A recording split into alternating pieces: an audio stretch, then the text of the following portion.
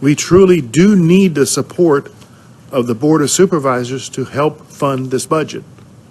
And that's going to be our task when we present our budget to the Board of Supervisors, and that's coming up on Tuesday, February 28th. So 2 weeks from tomorrow, we will be presenting this budget to the Board of Supervisors, and then we'll have a work session with them on March the 7th. So to give you an idea of some of the dates that are coming up. But it is absolutely essential and critical that we have their support on this budget. If we get zero increase, means we're going to be looking at some dire decisions that we will have to make. There's no way around it.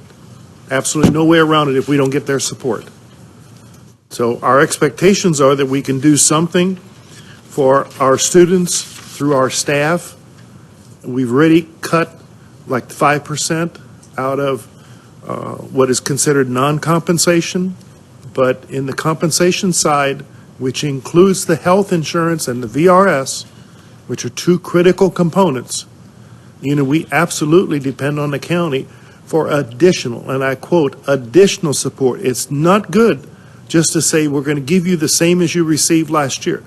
That is not good enough.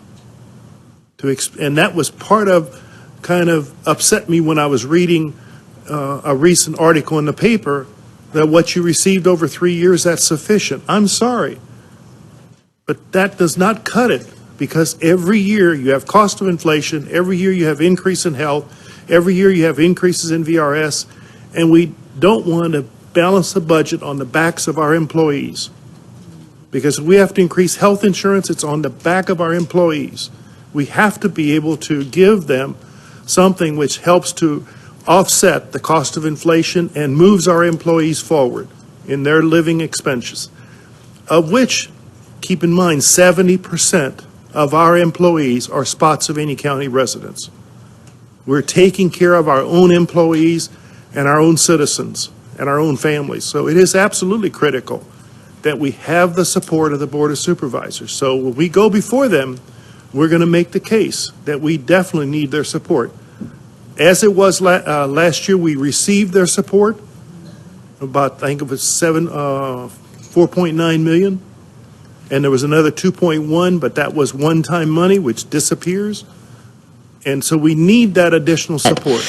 I was speaking today in the finance committees about how Spotsylvania County has such a conservative budget. We are 85th in per pupil funding in the state, and we're able to accomplish some amazing things at that level. I mean, we far excel averages in our county with below average funding. So imagine what we could do if we were just at average. And that is a hope that I can think we can continue to strive for a conservative budget, but still provide for mandatory increases and make up for partially funded mandates and unfunded mandates which drive our budget. There's not a lot of things in our budget that are options. Most of them are mandates, and most of them are unfunded mandates, and that the state passes down or the federal government passes down without funding, and that is what the locality is supposed to make up for.